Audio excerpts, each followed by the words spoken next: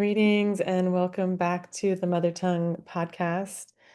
I have a very special guest today. Her name is Claire Eccleston, and she is a grandmother. She is an experienced home birth midwife, as well as a spinning babies approved trainer and body worker.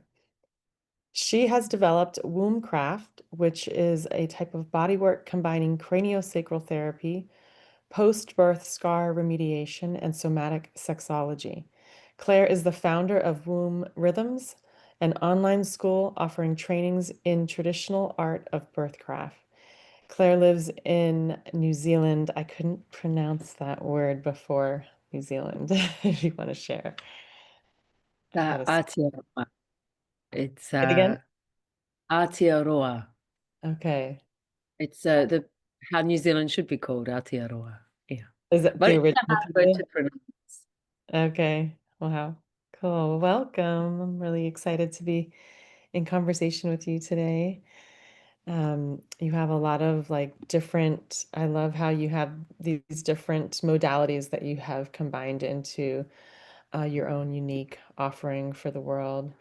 And I would love to start just by hearing a little bit about your entry into midwifery and motherhood. Thank you. It's a real honor to be here with you today. Um, my nanny had 8 kids of the ancestry of Irish Catholics, and she was a very graceful matriarch. So I want to honor her initially. And I actually, now that I'm a grandma, I draw and reference to her quite a lot. She modeled the grace of a quiet, powerful matriarch very beautifully. And then my mom was a midwife, and a lactation consultant. So I grew up in the old days when the telephone had a wire, hearing her, give advice around when someone had mastitis or engorged breasts, and watching her take casseroles post-birth. And I remember saying, "Can I come?" when there was a home birth, but I wasn't able to. And she was a pediatric nurse also. So I grew up like loving looking at her pediatric books with like gastroschisis pictures and, you know, little babies.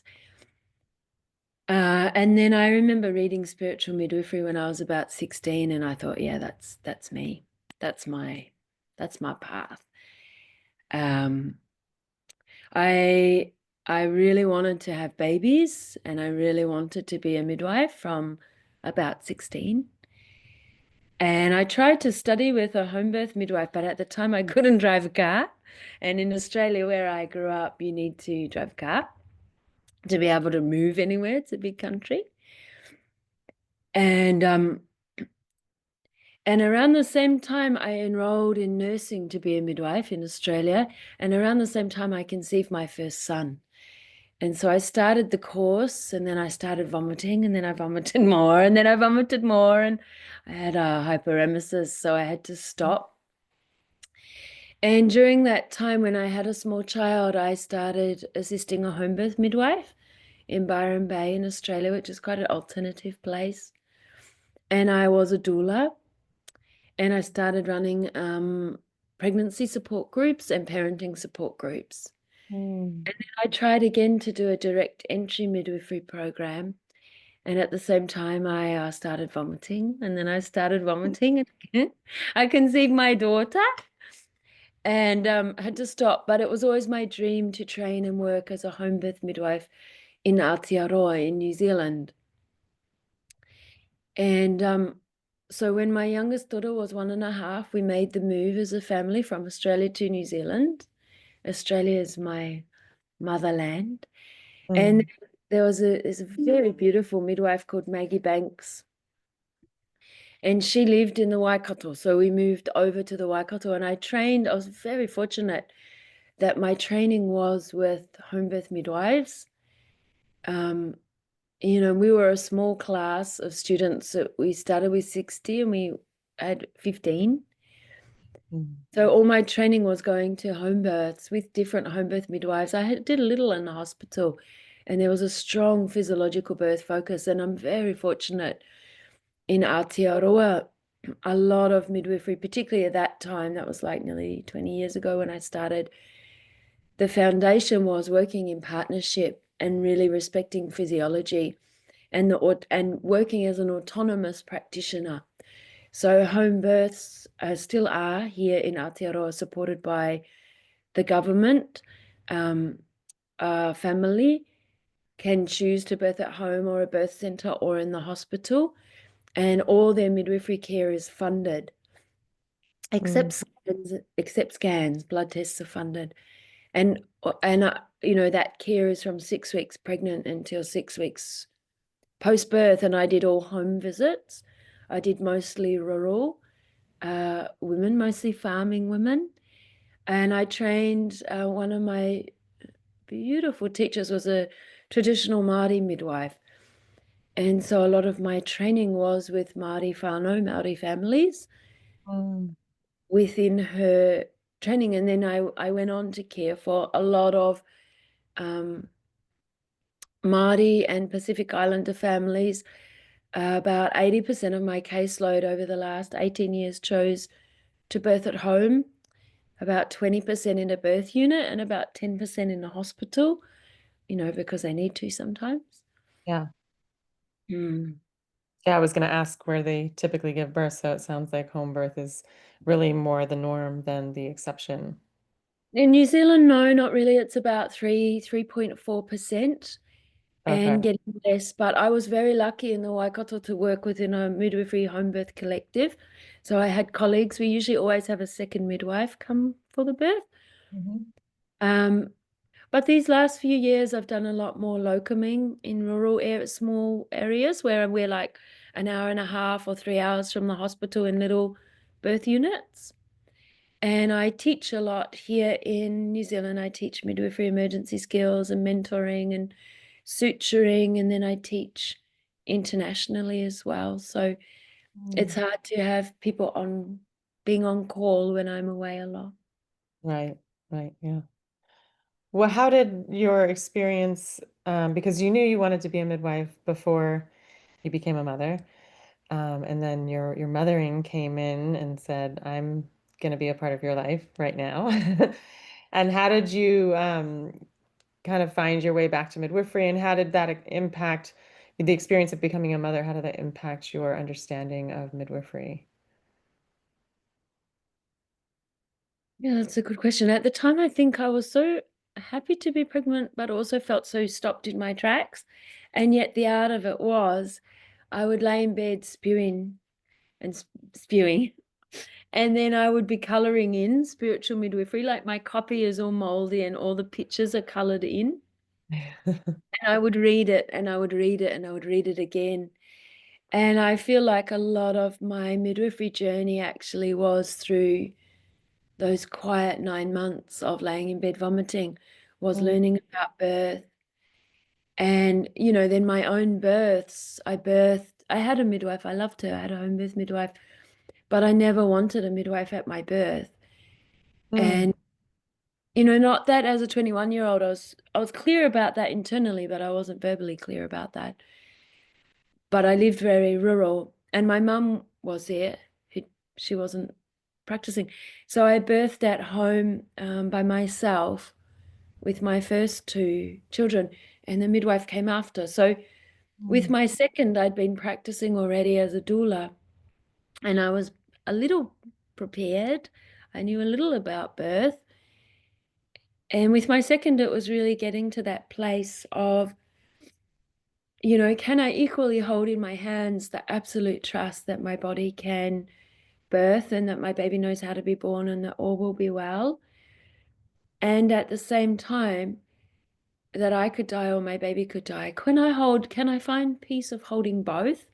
And Mm. can I take the absolute full responsibility within the peace of holding both? And actually, my biggest fear with my second, because I knew a little bit more what I was doing, it wasn't that she would die or that I would die. I was like, well, that would be part of life. That would be something I can't control.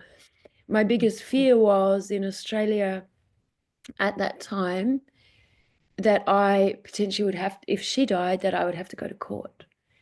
And so then I had to metabolize that fear as well. Oh, yeah. And I think, it was my pregnancies, it was my birthing, it was my mothering that were the deeper undercurrent that set me up as a midwife. And, I had a beautiful teacher, guide, friend. She's probably my biggest influence as a woman called Jenny Bly in Australia, Mm, who is a lay midwife who supported a lot of people to birth unassisted. And that sort of level of self-responsibility. And as a midwife, of course I'm there if someone needs me, but ultimately from my own experiences, really trusting that the birth giver can do it themselves. And I'm there to witness, I'm there to love, I'm there to bow in reverence.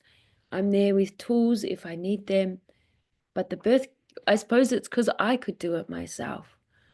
yeah. I have such trust that other people can do it themselves. They don't really need me. Sometimes they do if their baby needs some resuscitation, they don't want to do it themselves, but Yeah. they've got it. Someone else, they've got it. The birth giver's got it. Yeah. Yeah. Yeah. Yeah. And then Go ahead.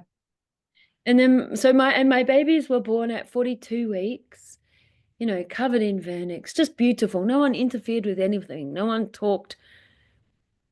Can I swear on your podcast? Sure. No one talked the bullshit about induction. I was so grateful. I had a beautiful home birth midwife.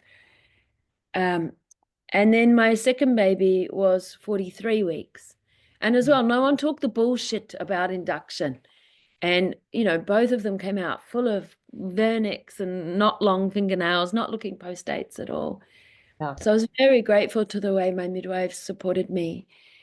Now as a midwife, I have certain things I have to say about the bullshit of induction. Right. And then my third baby, I had been a midwife for 10 or so years. And I Mm, didn't think I was in labor. I woke up one morning. It was Boxing Day, my birthday. I just thought I'd eaten too much Christmas cake. I was 35 weeks. mm, And I really didn't think I was in labor. And I called my midwife at 10 minutes to 10 in the morning and said, I've got this irritable uterus. I've eaten some potatoes. I'm going to have a sleep. What homeopathics do you think would be good? And she was like, you're in labor. I said, no, no. She said, oh, can I talk to your partner? And, they were on the phone together, like, yes, she's in labor. And I wasn't in labor. Even I was looking at my belly like, so weird. It looks like when someone's in labor, but, I'm not in labor. And, right. um, and then my waters broke and I had a big bloody show. And I thought, oh, maybe I'm having an abruption. Yeah, maybe. And then I was pushing out his head. And I thought, oh, it must be labor because the head is crowning. Oh, here's the baby. And that was 10 past 10. And I'd called her at 10 Oh minutes to my 10. So gosh. this was 20 minutes later. And thankfully he did beautifully. We just stayed at home. And he was very pink and rosy and fed beautifully. Wow. Yeah. Wow. And you have three. I have three. Yes. And now they are 24, 22, and Felix is 12. Okay.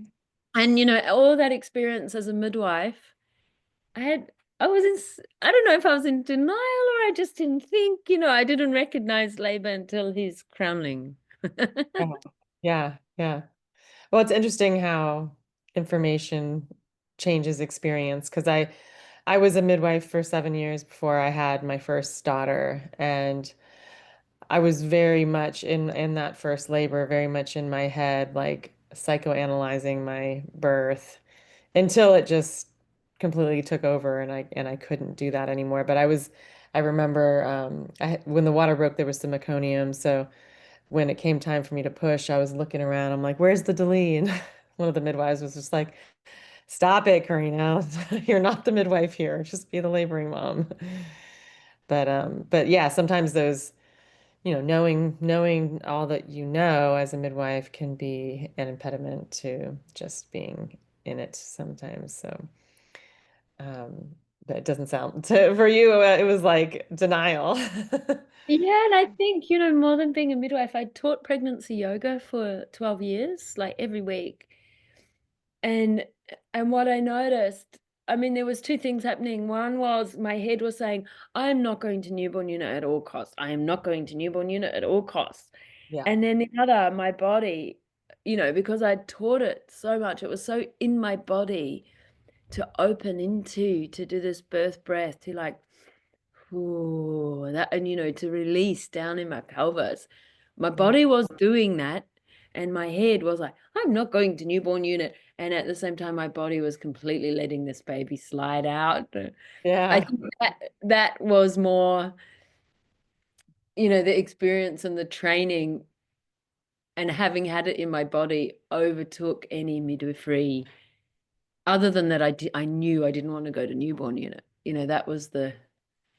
But even when I saw the blood and I thought, oh, maybe it's an abruption, I was like, ooh. Wow. And so at what point in your career did you start this Womb Rhythms, the online school, and what inspired that? Yeah.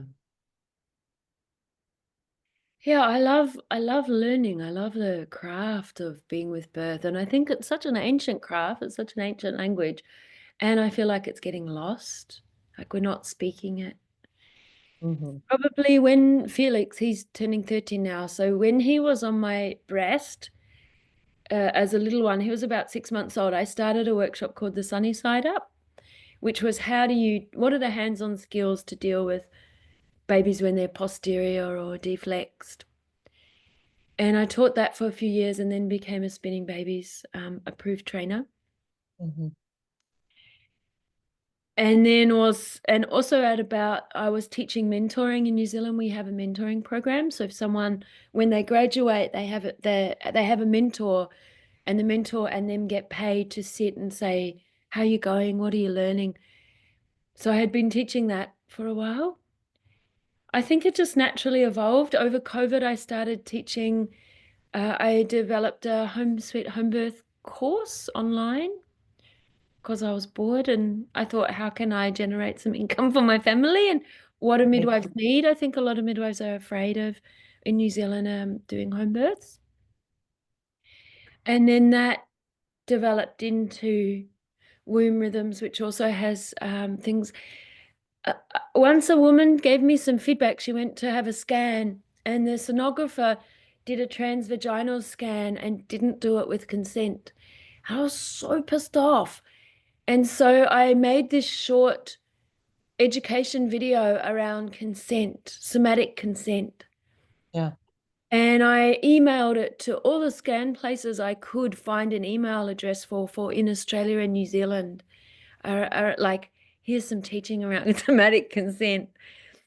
And so then I started to gather these sort of courses that I started to create. And BirthCraft and Womb Rhythms came out of that. So also I was creating courses around scar tissue remediation post-birth, like how, because again, no one talks about it. People have cesareans, they have big, about 85% of people will have a perineal tear. No one's really talking about the follow-up. Hmm. And so I just started to get on this roll, and I was just before perimenopause. So it's like all my eggs and all my creativity were like, whoa, whoa, whoa, what could I create? Mm. Um, and then I started to refine that and develop BirthCraft, which is even refining more and more, the tools that we don't get taught, that are the ancient tools, how to be with birth, like how to listen really well with your ears, but outside your body, and how to recognize the difference between instinct, fear, and intuition, or how to get that discernment about when to act and when not to act. Like we're just taught to act. Yeah.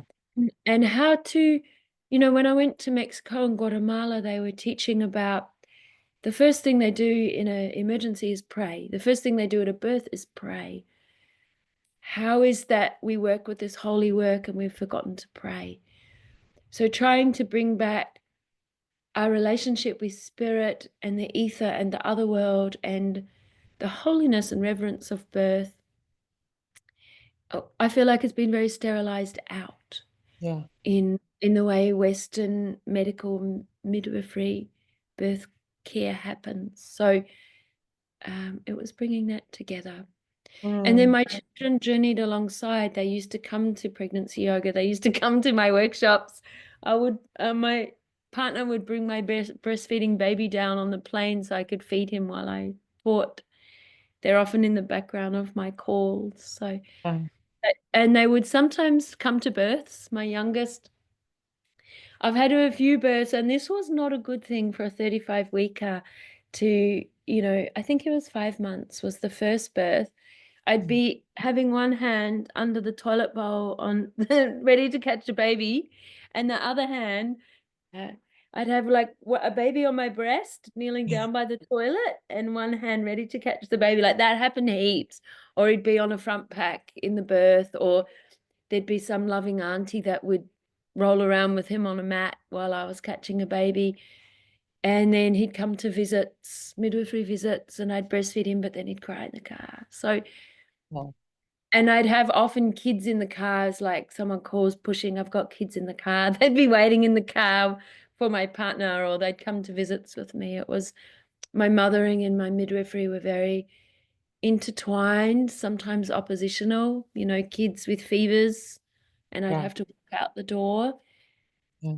Yeah. Yeah, mine, I was same because also I was most of my mothering life, I've been a single mom. So all of my daughters went to births with me, and mostly I would wear them. And then, and when I discovered the ergo carrier where you could put them on your back, I was like, oh my God, this is amazing because I can lean over a tub now and have my baby on my back. But it's hard, right? Juggling that and carrying your children to postpartum visits, prenatal visits, and all those things. And actually, maybe this is a good place to talk a little bit about the archetypes as I see them, of motherhood. And I talk a lot about motherhood in terms of these archetypes. And the three that I speak mostly of are the martyr. And the martyr is, that self-sacrificing woman who's mostly just her identity is completely about being in service. She doesn't have an identity. And then the supermom, where like after the rise of like the second wave of feminism, where women were able to now work out of the home or pursue higher callings, careers, education. Um, we just kind of added more things to our plate. Like we didn't take anything off. We were still mostly the primary caregivers for our children. So when you were speaking about, breastfeeding your baby and catching a baby under the toilet or in the toilet, you know, I think of like this many-armed creature, the supermom that's supposed to be able to juggle it all, and do it all alone. Like that's and if and like if you can't do it all alone, then it's considered weak. And then the third archetype is the one that I've been wanting to like birth into being, which I call the motherfly. And the motherfly is a mom who has learned to include herself in her circle of care. She holds her dreams and her visions with the same care that she holds her children, and she understands how to ask for and receive support. And so she's like a thriving mother. As a result, she's not trying to do it all by herself. She understands the importance of rest. So I'm curious, like where you see these archetypes in your own mothering journey, and where you feel that you are now. I mean, now you're a grandmother, so you're in a whole new season. Yeah, I can relate to the first two really strongly. Yeah. Yeah. And my grandkids lived with us until quite recently. So, Mm. I was mothering and grandmothering. They're noisy. They poo on the floor. Yeah. I don't know. I think It's such a tricky one because over the years I've been torn, and it was such a constant tear of feeling guilty that I wasn't giving more to my children. And then as a midwife and as a home birth midwife and having that full responsibility, it was like, there were so many moments where it was like, I can't be present right with you right now because if I don't take this phone call of someone bleeding, Hmm. that's life or death. Right. Created in my system, such a sort of brittleness, like, oh, I want to be present with you right now. It's your birthday. I've just been called to a birth. I want to Hmm. be present with you now. You've got a fever. Your sound went out. Am I back? Yeah, your sound went out. Oh, There it is. I think it's back. yeah. Am I back now? Yeah. Yeah. Okay, where did I get up to? You were talking about, oh, it's my internet, it looks like. You were talking about having to, jump out, grab a call and leave a birthday party of your daughter. Yeah, it's been a fairly constant Oh, conflict. no, what is going on? Uh, Okay.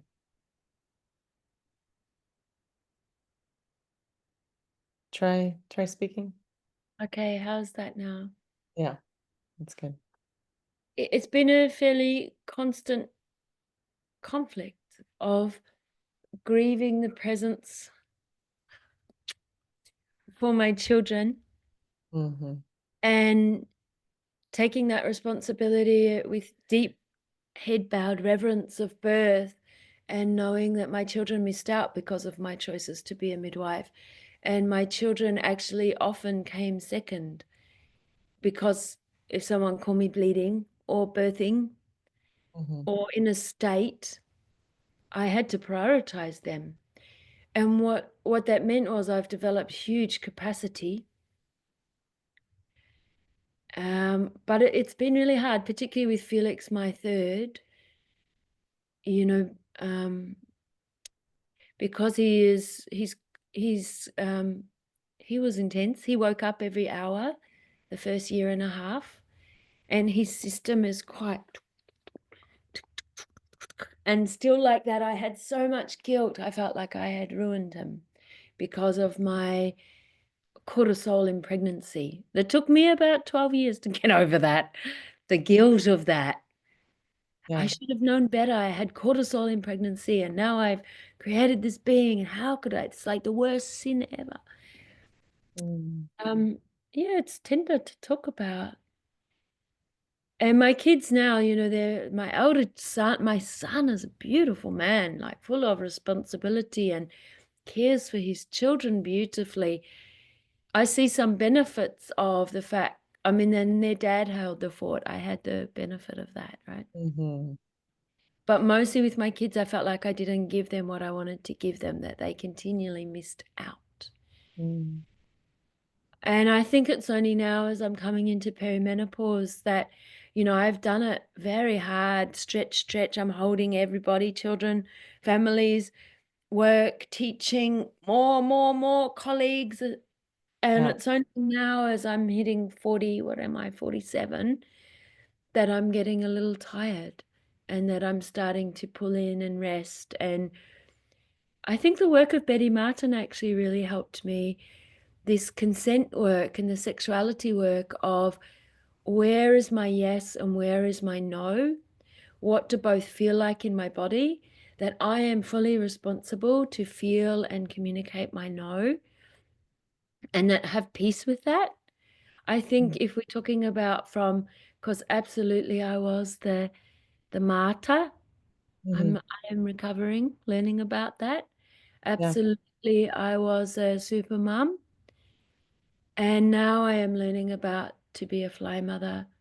Hmm. And it was through the work of Betty Martin, not only did it help me feel invincible in the world, actually, that I am responsible for my own safety. And that starts with if I say yes or with I say no. And I walk the back streets of Berlin at 1:30 in the morning, or I go to wild sort of sexy dance parties, and I just feel like invincible Mm, with this discovery of a peaceful no, really having peace with my no, yeah. and no being a very gentle and sacred word. It's only now that my mothering and the fly mother archetype is coming in, and that's with the hormonal changes of perimenopause. Has Yeah. Yeah. Well, I mean, that's another time. It's like a big, almost like a big postpartum. It's like a sacred pause and a time where you need a lot of rest, and there's a lot of um, internal restructuring that's happening. And for me, my last daughter was born when I was 42. So I feel like I hit, I was going through postpartum and perimenopause and like midlife crisis all at the same time. Um, but I would love to talk a little bit now since you brought up the consent thing and ask a little bit of sexology, like what that is and how you use that in your work. Mm. Yeah, it's like midwifery and prostitution. They are the oldest professions, right? Right. In down here in New Zealand, in Christchurch, we have the New Zealand College of Midwives building, and in the night, the prostitutes used to stand um, under the covers, cold in Christchurch. Yeah, they're very related. I do body work, as I said, that's informed by somatic sexology. The stream training I did with Ellen Heed, and I have such deep respect for Ellen Heed. And stream is scar tissue remediation, education, and management. Mhm. And then craniosacral, so I do a mixture. So I'll have a 80-year-old woman came because she wanted to experience pleasure and orgasm. A Mm, lot of the time, the work I'm doing is scar tissue remediation of cesarean scars and vaginal scars, and that's the seen and unseen scars. So some people come wanting, um, internal work with touch, and then we find we cannot, because a lot about sexology is about finding your voice, finding your yes and your no, feeling what boundaries feel like, and the somatic means in the body.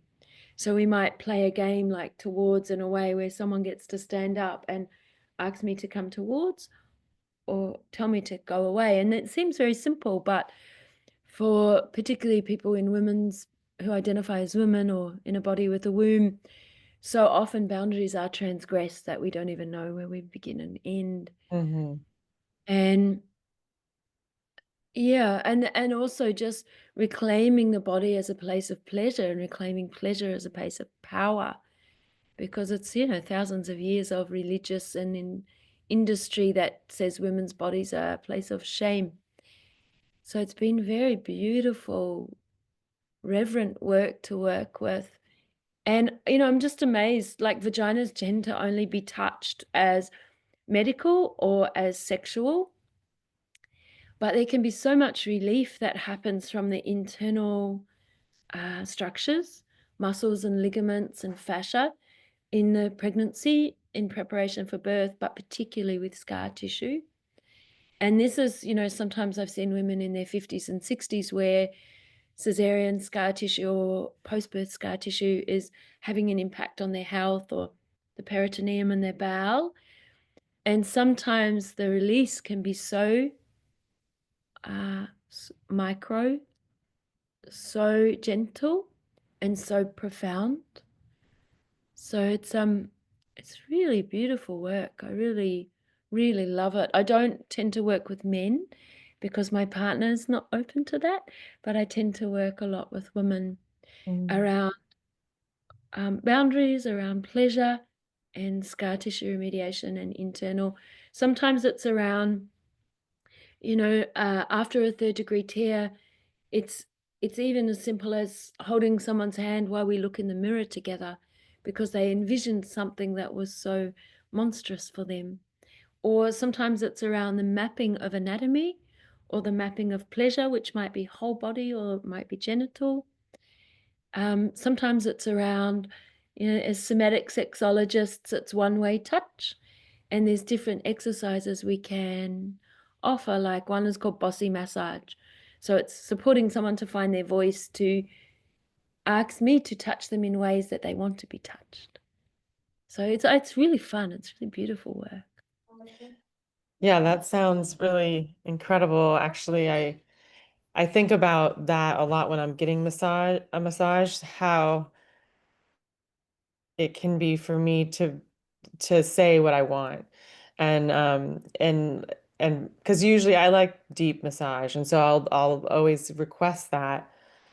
But then a lot of people won't go as deep as I want. And so then I'm like, then I have a harder time at that point being like, actually, can you go deeper? And I'll just not say anything. And then I'm like, what am I doing? I'm paying them to massage me. Like, what is going on here? So that sounds really powerful. And so do you work on pregnant women also? Or is it mostly after? Yeah, yeah, and to acknowledge that's so common, to acknowledge you as a powerful woman, it's so common that, I'm a bit the same sometimes. Powerful women, even when we're paying someone, find it hard to say, no, go deeper or go softer. It's like, what Yeah. happens? The silence there, right? Yeah. Yeah, I'm a spinning babies aware practitioner and body worker. So sometimes the work on pregnant bodies I do is not genital. It's more of comfort of ribs and pelvis and diaphragms and kidneys. Mhm. And but I do sometimes work on pregnant women if they request that after 36, 37 weeks, around either preparing for the birth, or there's just actually practically so many internal like sacrotuberous, sacrospinous ligaments that if you release them, they just get such comfort Yeah. from their lower back pain or their hip pain or, pelvic floor release. So sometimes I will do the touch if that's what they request, and very gently and with lots of consent layers. Sometimes their partner comes and I talk their partner through it very gently with all the consent layers. And postnatally, we've done that as well. Sometimes it's me, sometimes the partner. And sometimes also because pregnant post-birth women uh, are engaged with pleasure. Sometimes it's around birth preparation. It's very clear what the intention is. Or sometimes it's been around supporting a couple to find the communication and pathways of pleasure about what feels good. Supporting them with ideas about how to touch and supporting them with ideas about how to communicate. And the consent work has deeply become embedded in my midwifery work and also my teaching work. Yeah, I was just thinking about how useful it would be during pregnancy to do that consent work, especially for people that are planning to birth in the hospital setting where there's just so much things being done to you without any kind of conversation, without consent. Yeah. Yeah, and particularly, a lot of women, birth givers, we grow up in a culture where we are groomed to fawn. We're groomed to say, yes, okay, yes, as a safety response, right? And of course, sometimes we need that. It's a great safety response. But when you've been groomed to fawn and then you step into a hospital environment where a lot of people want to do things to you that you may or may not want, to be able to find your voice, I think does have a really big impact on experiences of birth trauma. Because when I have people come to me afterwards with birth trauma, often it's not what happened, it's the how it happened. And often the roots of it are I didn't feel asked, or I didn't feel listened to, or they just did it anyway. And when we get down to that, it's like, there can be different acceptances about the birth, particularly if someone has an epidural or if someone had a cesarean and there was a sense of their body wanting to kick someone away or wanting to say fuck off, and they couldn't. When there's a space where the body's able to express that safety response or express that impulse or that reflex or that instinct, and the Mhm. body gets to express it, often there's such a sort of, such a metabolism or an integration or a making sense of the experience. It's like a response gets frozen in the body, and to be able to express it helps then the emotional and psychological and spiritual and physical metabolism of the experience. And sometimes it's a few responses that get um, frozen in the body, or they couldn't move because it was an epidural. They couldn't run away. Right. So to Yeah, give the body, yeah. that's really fascinating. Yeah, I don't know if you know Kimberly Ann Johnson. Yeah. Yeah, she was talking about that recently in a reel on Instagram about the freeze response, and she mentioned epidural, and I was like, wow, that's so interesting. I didn't think about it that way, that your body's basically in like a freeze response during this really sacred and powerful moment of your life. So yeah, that's a big deal. Well, we do have to close, but I wanted to just ask you to share where people can find you and your work. Thank you. It's been an honor to talk with you. Thank you to your listeners. Um, I am at www.Claire Eccleston Midwife. That's my website. You can contact me through there. And I do face-to-face sessions, and I also do Zoom sessions. Sometimes I've talked partners through scar tissue remediation or touch, or birth integration. And also on Facebook, I'm at Claire Eccleston, and on Instagram, I'm at Claire Homebirth, Claire, at Claire Homebirth is on Instagram. And my school is Womb Rhythms, and I've got lots of different online courses there for care providers and for birth givers That's and great. after birth givers. Yeah, thank you. I will put all those links in the show notes so that people can find them easily. And thank you again for taking time out of your life to be here and to be present with myself and all of the listeners. And thank you for the work that you're doing in the world. Thank you.